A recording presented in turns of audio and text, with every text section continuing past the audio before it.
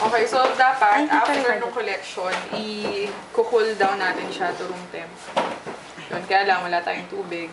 Ayan. So, ang next step, di ba, kanina nakita natin, may measure yung volume. So, ilan? 3.5. Plus, ninonote din yung color. Yun. So, anong color niya? Cream. Yeah, more on ganun. Pero meron pang mas ano dito, as in creamy white talaga. Kung mas creamy white po, mas concentrated. Yun. Tapos, kung makikita nyo yun kanina, yung kay Johnny, di ba parang tubig siya? Wala siyang, hindi siya opaque talaga, more on clear siya. So, yun. Ibig sabihin nun, wala yung, ano, may sperm man yun, pero konting-konti, seminal plasma lang yun. So, ayun. Ang next step ay, titingnan natin siya sa microscope. Isa, check natin yung motility niya.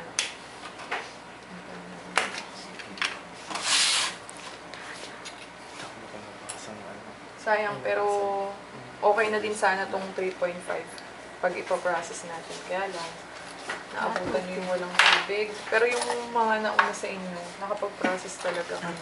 Pero anyway, kung ano man yung pwede natin magawa ngayon, subukan natin. Budget. Ano.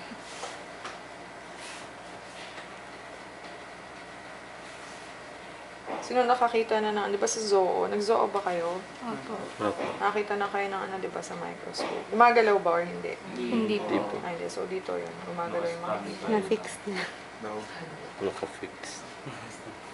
Tumambay po sa Tumambay sa mic.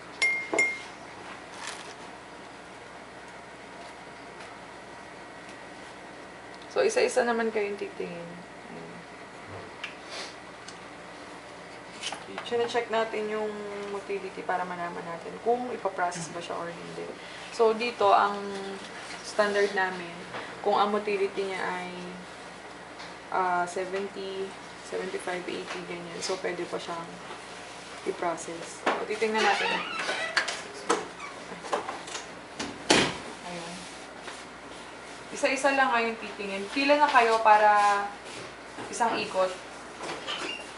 So, ito, yung makikita natin dito, yung wave-like motion. Hindi pa siya yung isa-isa na forward progressive. So, dito, since concentrated siya, hindi pa siya diluted, ang makikita natin yung swirling motion. Sige, pwede na. Sinong una? Pila kayo para hindi magulo. Paano ba pila natin?